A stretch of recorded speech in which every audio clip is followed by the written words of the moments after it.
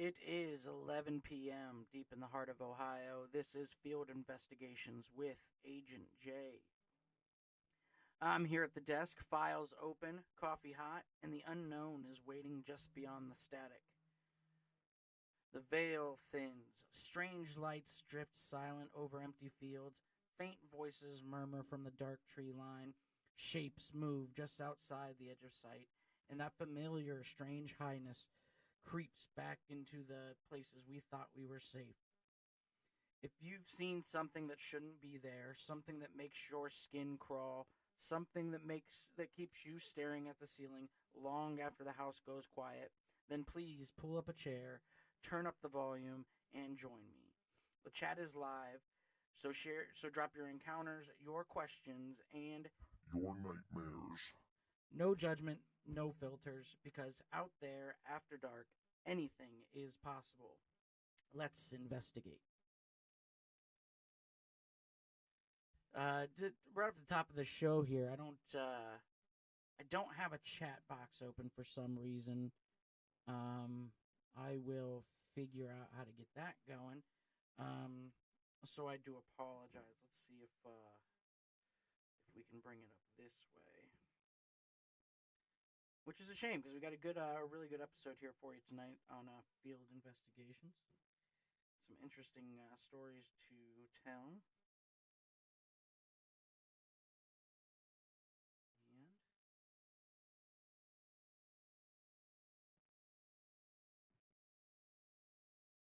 Okay, I think we have a chat. Somebody will drop something in the chat just to test it for me.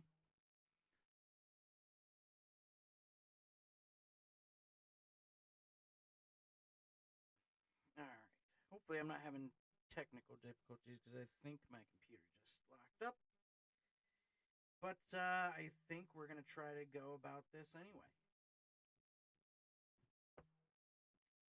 Tonight, we're digging into the invisible hands that shape what we hear, see, and believe. Claims of CIA pulling strings behind the scenes of the music and media.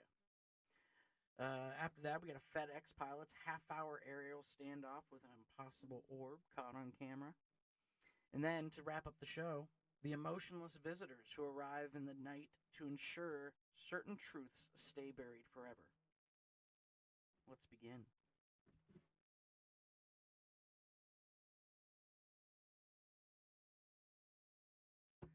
We're going to start with a story that I came across the other day.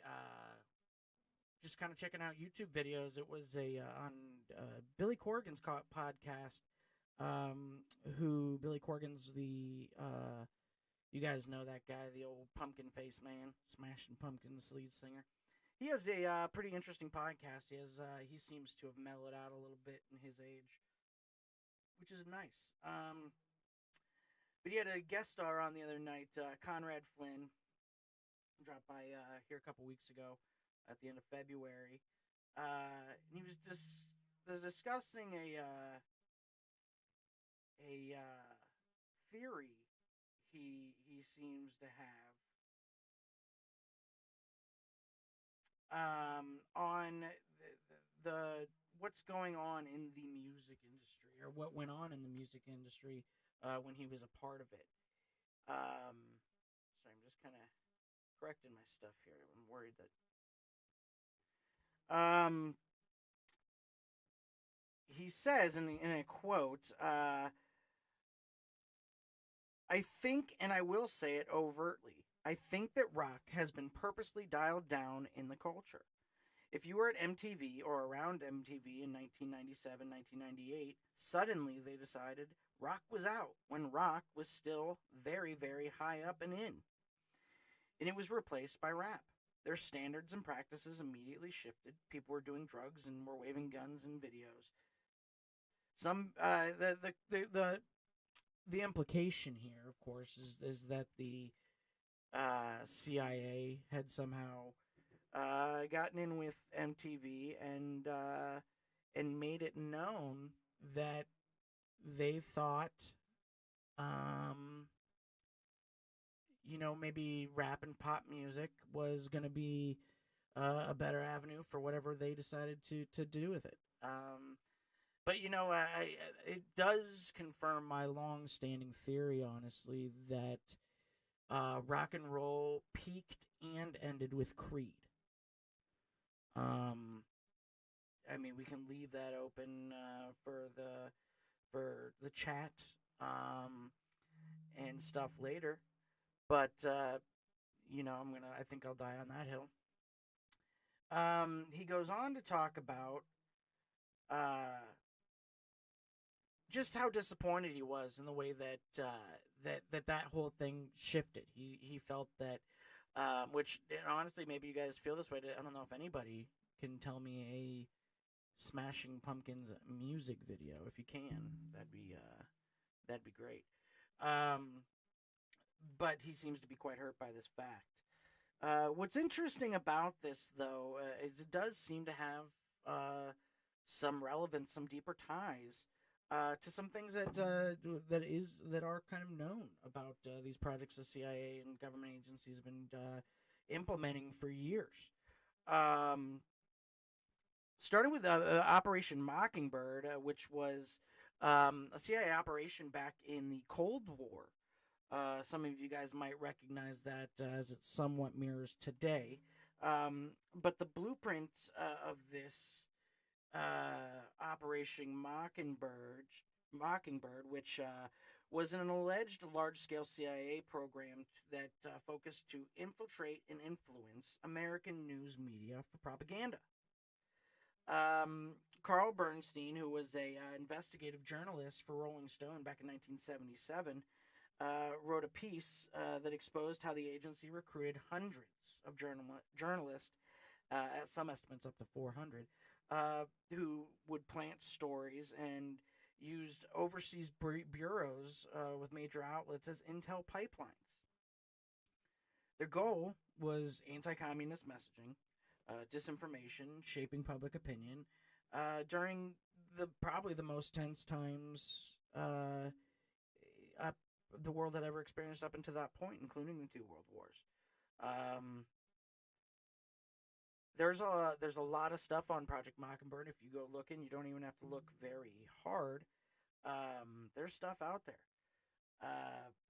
There was documents declassified back in the early 2000s, 2007, confirmed that there was surveillance used under Project Mockingbird in the 60s even to wiretap journalists. So they were starting to get their fingers in things early, trying to move and shift media. The Church Committee hearings in 1975 blew open the CIA ties to dozens of news organizations, with the agency claiming it wound down by 1976.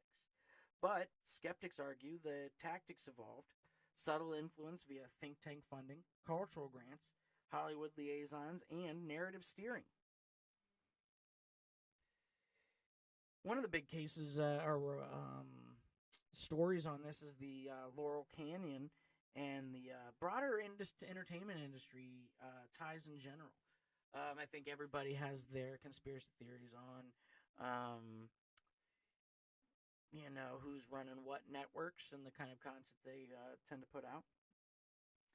But the 60s counterculture hotspot of Laurel Canyon was thick with military intel and connections. Jim Morrison's father was an admiral tied to the Gulf of Tonkin. Frank Zappa's dad at Edgewood Arsenal, which was a chemical testing plant. UK Ultra docs documents that, if you don't know about UK or MK Ultra, we'll do a whole episode on that. That one will be long. Show CIA funding experiments in art, music, and media to engineer social shifts, then suppressed it when it backfired on them. There's something out there about these pushers, these people in places that want to move a certain compass or motivate a certain people to, or just influence them to do or buy or not buy or go see certain things.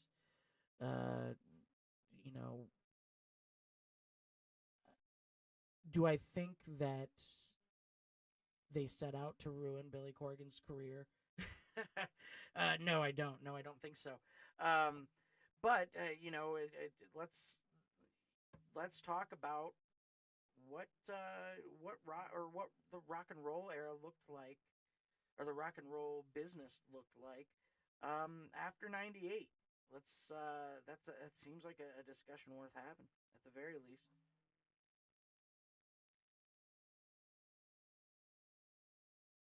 Sorry about that, gang.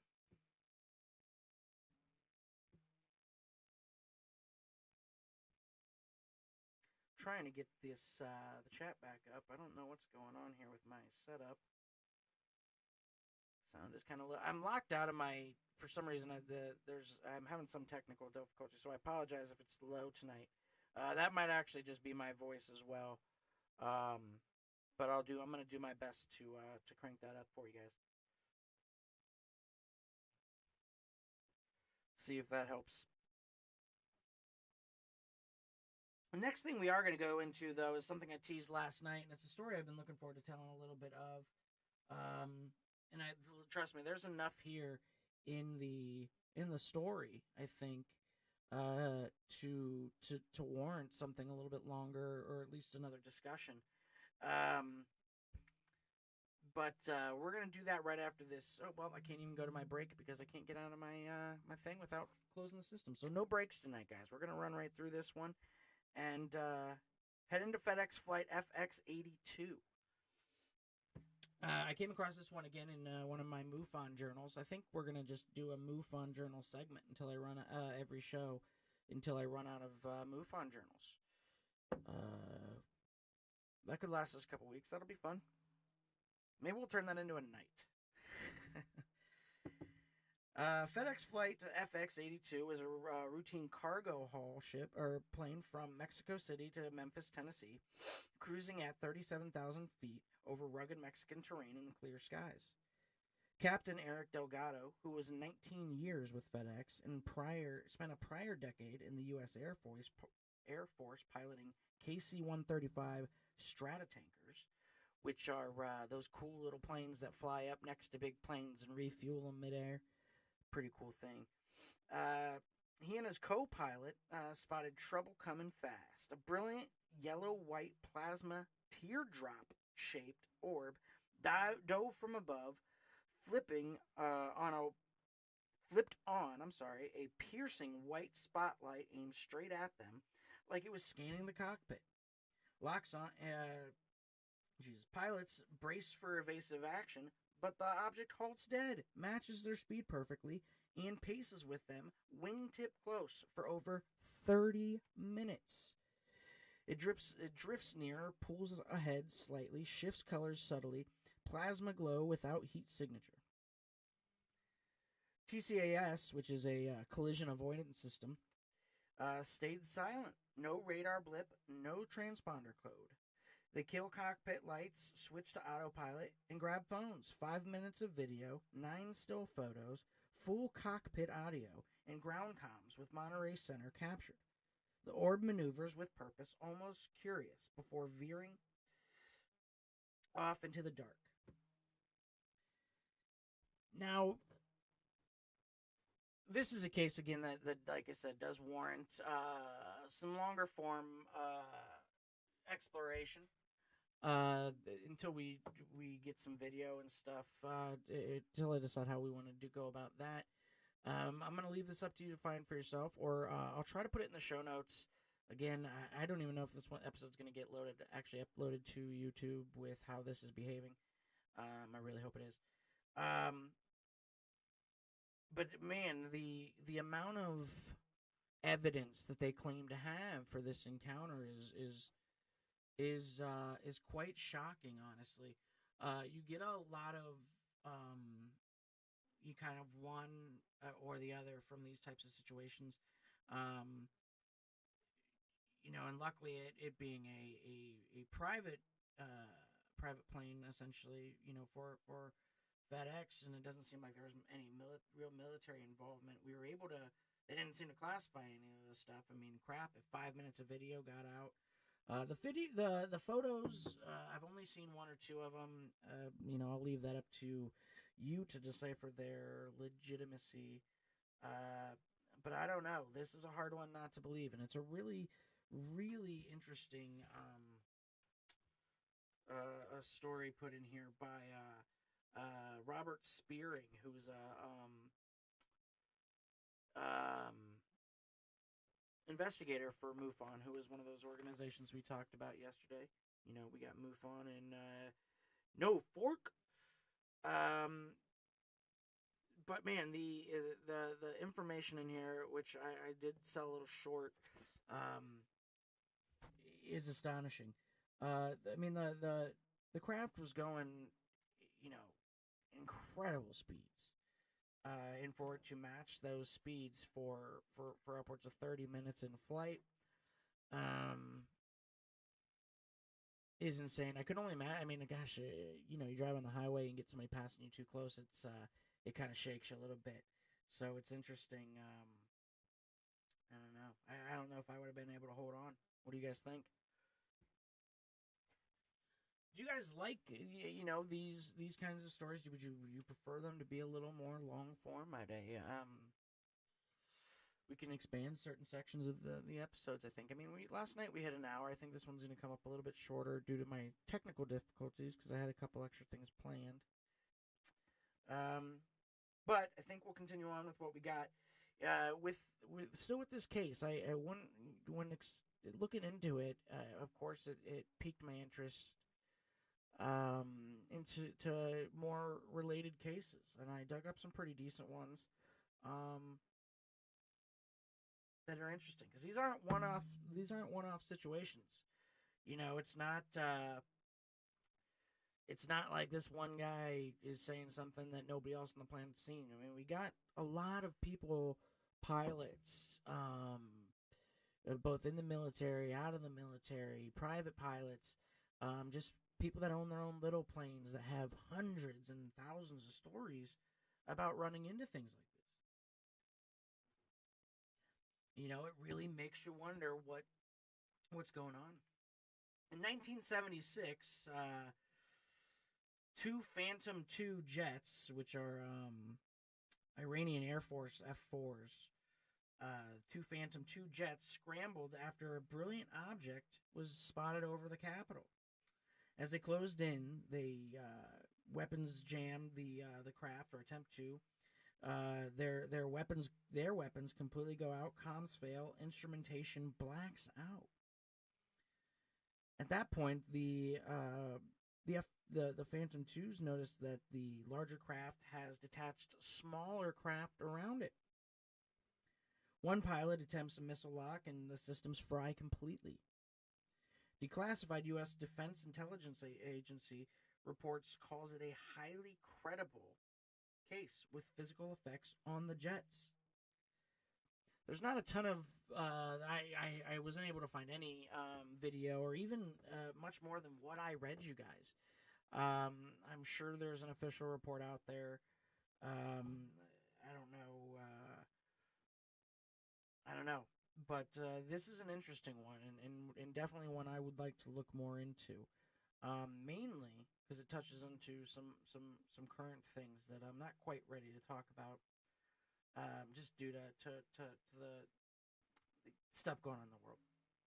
But we'll get to it one of these days. I do think we got an interesting story that ties in with that. Next up, though, we got the 1979 case of Val Johnson, who was a Minnesota deputy sheriff. He was involved in a patrol car chase after a bright light was spotted just going down the road, basically. The object paced or was on pace with him and able to stay ahead, but always seemingly within range. He said, though, that the object did collide with his car, bending an antenna, shattering the windshield. He said the clock stops for 14 minutes, which is one of those things that we learned about last night. Well, I guess the last couple nights talking about alien abductions. Um, Oddly enough, there was no radar, but there was trace evidence in the official report that investigators again put down as very credible. Not an air. I wanted to stay away from strictly plain stories, and again, you know how I like to fall back on these stories reported by service members or police officers. Uh, but this one was interesting just because of there was damage done to his vehicle. Even that's about as close to contact as I think anybody wants, especially considering what comes after that, right? Has anybody ever seen anything while driving? I know one of the reasons I wanted to do this was for the spirit of those old '90s radio broadcasts that truck drivers would listen to, and just people out there driving their cars late at night. But the road is a spooky place. The road does things to your eyes. It's very it can be very spooky. That's for sure. Jen, thank you. Yeah, the short form's good. I mean, I think it just leaves places for us to explore if we wanna go into it. It's a real shame. I did actually want to follow this one up with a to test the phone systems, but I don't know if we'll be able to get into that tonight. Sadly, another night. A more recent case, and one that's been in the news, which I actually think we'll be going into this further in tomorrow's episode. Not the specific case, but in general, this case is included in it. But the 2004 USS Nimitz Tic Tac sighting by Commander David Fravor. If you don't know who David Fravor is, you can look him up. He's been a big person who's been big and pushing for disclosure. He's done a handful of congressional hearings and skiffs with Congress over the last 3 years. Some pretty recently, in regards to pushing for government disclosure on some of these things due to what he witnessed while on the USS Nimitz back in 2004. Commander David Fravor in a squadron chased a white oblong tic tac shaped craft off of the shore of California. No wings, no exhaust, just dropped from 80,000 feet to sea level in seconds, hovered, and then took off again. FLIR video, radar, multi-pilot eyewitnesses. Near collision, there was a which FLIR is again another shoot. I should have put that in my notes because I knew I wouldn't remember it, as I always go. Josh will remember it, and I did not. But another tracking system. There's radar evidence, and then, like they said, multiple other pilots, which that did also speak in front of Congress to this fact. After a near collision, the object accelerated away impossibly fast. Since the disclosure or the attempts of, or the whatever we want to call them, the congressional hearings on disclosure began, the Pentagon confirmed the footage. They've showed the footage. It's been on TV. It's probably the most popular, most famous video or UFO video content that's out there on the web right now, especially. But it is still unexplained.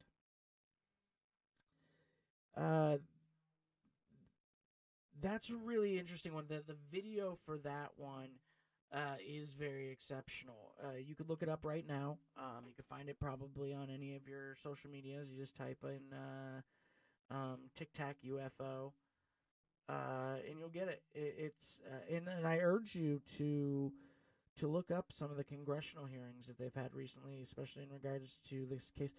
You can't hear some of these guys talk about, especially Commander David Fravor, and not think that they're telling the truth. That they believe with their whole heart of hearts that that this is something that's going on, which, I hate to say that I think it is, that I do think it is.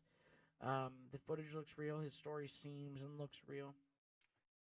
So, like I said, look it up. Go find your stuff out there, and tell me what you think. Let's have a conversation about that because, dang, is it interesting. Jen out there says, I had some weird feelings a week or so ago driving through some Silent Hill style fog. It wasn't just spooky fog, it left me kind of spooked. Here in Ohio, especially, in where I'm at, we can get some incredibly dense fogs. I know which fog you were talking about last week. It was eerie for sure. You couldn't even see. I couldn't see my neighbor pulling out of her driveway. Pretty crazy. And fog on the highways, but is always, especially in the morning, I think, is such a pain because it still feels like you're still in bed. It just feels like what you're doing doesn't quite feel what you're doing.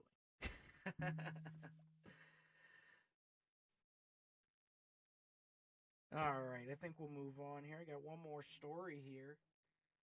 Well, actually, I think I got a couple more. We might as well. We're running ahead, a little bit ahead. I'm gonna go to the East Coast Navy flap with multiple squadrons on the USS Theodore Roosevelt. Pilots from VFA 11 and VFA 143 report a cube in a sphere, pacing with jets in restricted airspace. Radar and ATFLIR locks, visual confirmations, no propulsion visible, hypersonic bursts, and daily encounters over months. Lieutenant Ryan Graves said that these things were out there all day. Reported many reports of near misses with other aircraft. Your job's already tense as can be. Flying these military planes, and to have one of these things happen, or hell, to be out on one of these ships and see it happen, has to be shaking, like earth shaking, for even if it's just for a moment, it's got to be.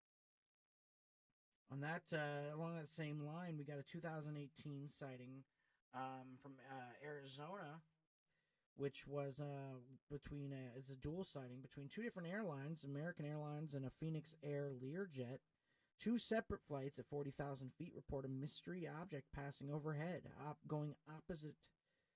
Well, they were going opposite directions. Something just passed over us. It was a giant reflection.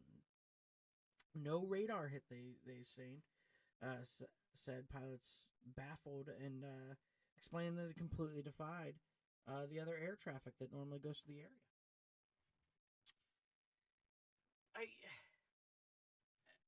I think when it comes to commercial flights, with the brief glimpses, unfortunately, they can be anything. If you're at 40,000 feet, there's not much going higher than you, I guess, right? But they seem a little bit more tough. This one had no evidence that I was aware of, or that I could find, and honestly, just a little bit of audio, which is what I read. Something just passed over us. I don't know. We'll have to see if we can find more. I'd like to do a clip show where I just play some of these audio clips of recordings for these things because they're eerie in and of themselves. I'm gonna have to find out a way to do that. I'm not sure. I'm sure I can get that set up pretty easily. I'm just new. We're gonna move on to a 2024 sighting, September 2024, by Homeland Security. Dark football field-sized cylindrical object. See, this is confusing, and I'm sorry. It's because of how I typed it. A football-sized cylindrical object passed under their wing at 20,000 feet during a drug interdiction flight. Radar confirmed briefly that the object vanished and disappeared at impossible speeds. There is some audio out there, but I couldn't find it. Everybody that linked it was a dead link, or the audio link just didn't work, or maybe I just didn't have my volume up. But that seems irresponsible of me to have done. But I'd hope to find that one. There is supposedly audio. Huh. And on another, in the most recent case, I suppose, is the October-November 2025 Rhode Island private jet sighting. A Piper PA-32 RT-300T pilot at 3,500 feet reports a small silver canister or cylinder hovering motionless off the right wingtip. Standing still, right off our wing, he said. Creepy. Good luck with the aliens, said the ATC in response. Resurfaced ATC audio went viral on YouTube and VSA Aviation.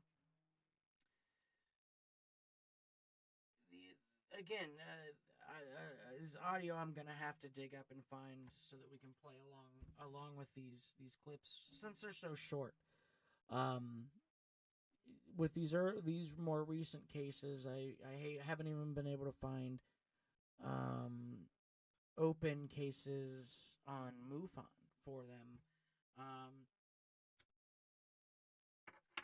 But I'm sure that style probably wasn't investigated by a normal civilian MUFON investigator. But what do you think? What do you guys think about these sightings over vehicles or airplanes? Jennifer in the chat makes you wonder if the commercial airline audio is doctored by the government. I wouldn't be shocked. Wouldn't be shocked. You know, we find out that they edit all kinds of things. Big government, big brother, they're out there. But I mean, it actually goes to you almost question then if it's I guess to clarify what you're saying, Jennifer, are you saying that the audio itself that they're claiming is evidence was doctored, or are you claiming that the audio that we have is being suppressed? I guess that's the real question, isn't it?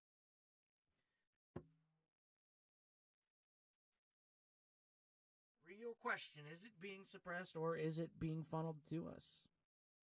You know, there's the Majestic 12 group that we'll talk about here, I think on Sunday's episode, that led disinformation about aliens and fed it to the media or people looking into this stuff to keep them off the scent during the 60s, 70s, 80s, 90s. It's out there. They've been doing it, supposedly. This is where I wanted to try doing our phone call in. But I think we'll try that on another night, just because of the troubles that I'm having. I don't want to muck up the works any further. I already have a feeling that this is going to be an episode I'm going to have to go back and edit, which I don't like. The uploads to YouTube, I want to be as close to the original audio as possible. I think that's the important thing about it. Jennifer back in the chat replied, I'm not sure, but it does make you wonder if the government has incentive to both doctor and suppress. I think they do. I think they certainly do. I'm sure they can find ways for either or to work in their favor. We're going to go into our last block of the evening and discuss something that I think is interesting and kind of ties in with some of our stuff about the government possibly getting involved with suppressing or doctoring information. These are Men in Black sightings and stories. Um, the Men in Black legend truly begins with Albert K. Bender, a 32-year-old factory timekeeper in Bridgeport, Connecticut, who founded the International Flying Saucer Bureau in the 1950s.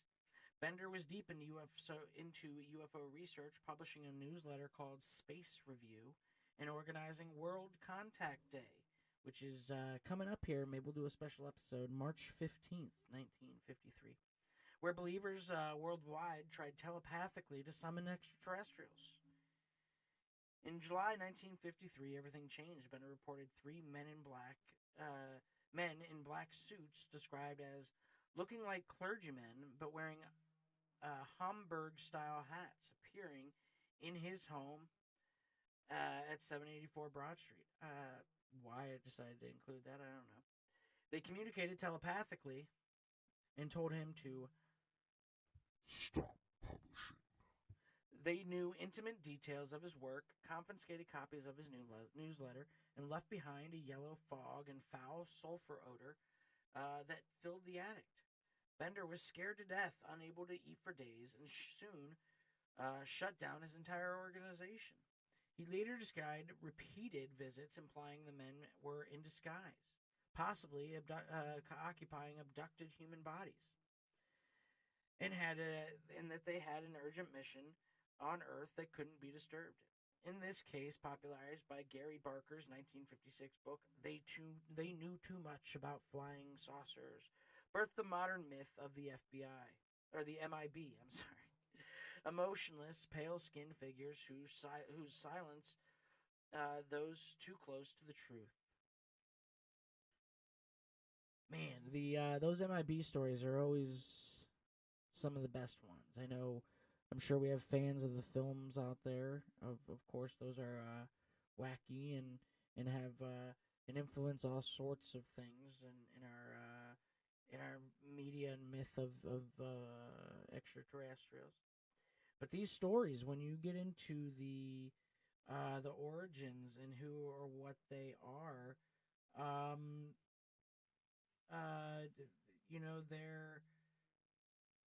they're scary. These are scary things. Either or is exactly right. Take us to the Harold Dahl warning visits. Even earlier roots for the MIB trace back to 1947, days before Kenneth Arnold's famous flying saucer sighting.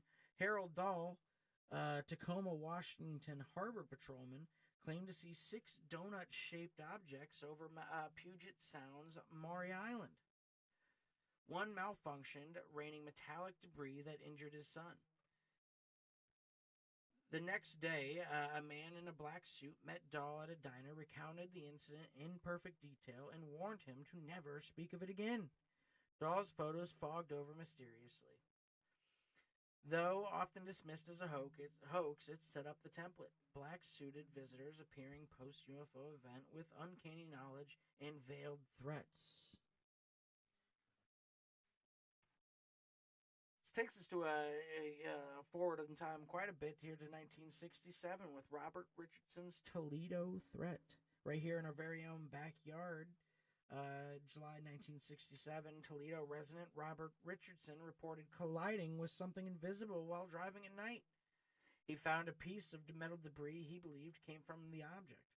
Days later, 2 men in black hats, sunglasses, and suits arrived at his home around 11 p.m. in a black 1953 Cadillac. They questioned him intensely about the incident. A week later, 2 more men in black suits showed up demanding the metal. When Richardson said he'd send it off for analysis, they grew angry and threatened, If you want your wife to stay as pretty as she is, then you better get back that metal.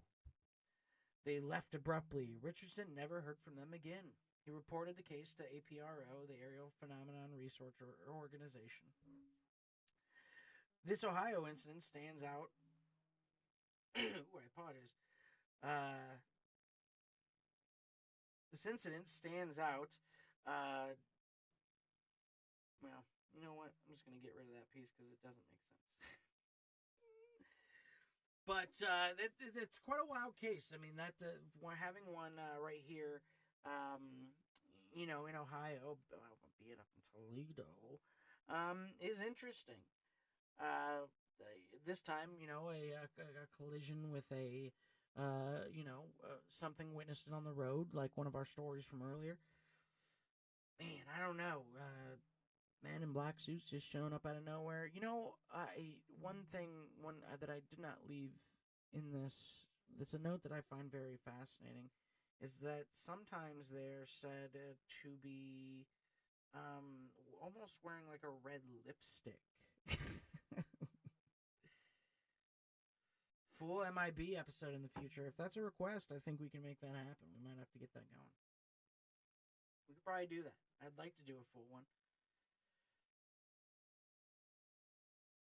Another case, often tied to the MIB mythos, is the Mothman and Indrid Cold from the 1966-1967 Point Pleasant, West Virginia incident. During the famous Point Pleasant Mothman case just across the Ohio River, witness reported black-suited figures delivering warnings. Woodrow Durenberger, a key contactee, claimed visits from Indrid Cold, a grinning, olive-skinned man with a cold, mechanical voice who phoned and appeared in person speaking cryptically about aliens and future events. Some link Indrid Cold directly to the MIB, emotionless demeanor, stalking behavior, and ties to UFO Mothman sightings. John Keel, in the book-made movie Mothman Prophecies, documented phone calls from Cold that left witnesses terrified and questioning reality. The border area overlaps makes this a Midwest high strangeness hotspot. I mean, now, mind you, the opposite end of Ohio, literally across the complete opposite side. But hey, that just shows that these men in black will travel the entire state of Ohio to find you and take your medal. We're gonna go back to 1968, the New Jersey Terror. UFO researcher Jack Robinson and his wife Mary in New Jersey reported a man in black stalking their apartment, breaking in, ransacking it, and leaving no trace. The figure appeared emotionless with unnatural movements. This case is a weird one.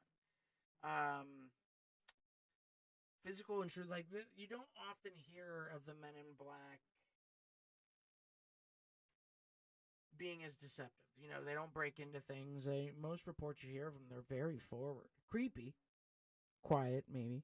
But very forward. Telling you, hey, stop it. Stop it. Stop what you're doing right now. But to have one where they broke in is quite a story, and actually makes me want to dive a little bit more into why they broke in. What were they after? The article that I found, which mind you was a short one, I was trying to find something larger on this, but I couldn't find it. Some more modern accounts we have from 2025, the UFO Chronicles podcast. A Nevada witness named Joe shared a 25-year MIB experiences starting after UFO sightings. Visits with bizarre thigh-scarred beings post-encounter, coupled with missing time.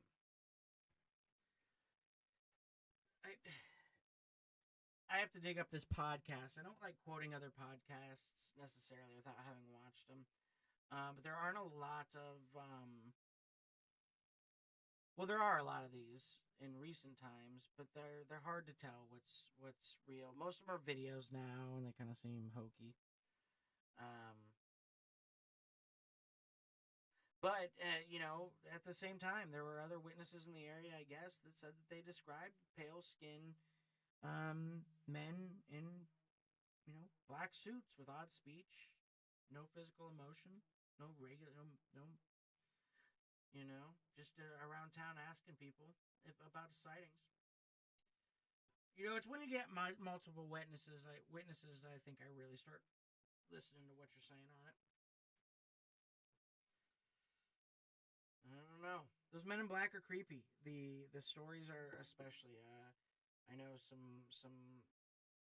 There's a couple podcasts out there, some really great episodes on them, and maybe we'll talk about doing one of those here. You know what? Maybe we'll do that coming up here on March 15th for what was it called, Contact Day, and everybody in the chat, we can all telepathically will aliens into existence. But that just all those stories all touch on that those statistics we were talking about the last 2 nights with the rise in sightings and the rise in UFO activity. Definitely here in Ohio, but definitely not exclusive too. We've seen that with some of the further stories we've gone into the last couple nights as well. I do want to go back and do a full Ohio episode where we'll pull some of these stories, these Ohio stories that we're doing, and try to get a little more detail, just to flesh them out a little bit because there's so many. I took a couple years off, and I'm still going through just this year, 2026, this year's cases on MUFON. That is blowing my mind. It's blowing my mind. Lots of sightings, people. Lots of sightings. Well, I hope this episode was enjoyed by all. I'm sorry for the technical difficulties. I promise I will get this figured out. It will take some time. I appreciate everybody sticking around. I appreciate the chats. Thank you everybody for popping in there. Tomorrow, we're gonna we're kind of review our cases from the week. And I'm gonna try to get these phone lines open to see and just have a talk about. See if anybody wants to pick out their favorite cases, and have a little chat. I do have one piece for sure that I think will be very fun. It's a little late, about a month late, but since it is Friday, I think we will do Friday the 13th Myths and Legends as our primary conversation piece tomorrow. And then we'll see what the live call segment pulls up. But that's it, guys. Keep your eyes on the sky, your ears to the ground, and please, I ask you, just want to believe. Have a good night, everybody.